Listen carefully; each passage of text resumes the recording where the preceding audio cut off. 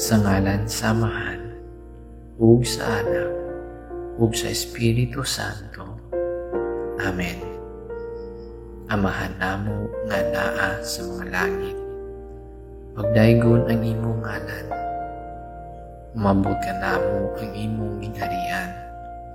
Matuman ang imong pagbuot dinhi sa yuta mayngod sa langit.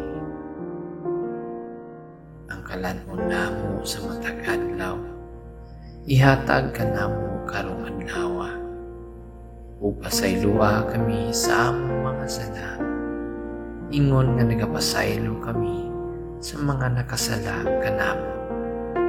Ug dili mo kami tugyan sa panulay, hinunoa luwasa kami sa dautan. Amen. Sa ngalan samahan, ug sa Anak, ug sa Espiritu Santo. Amen.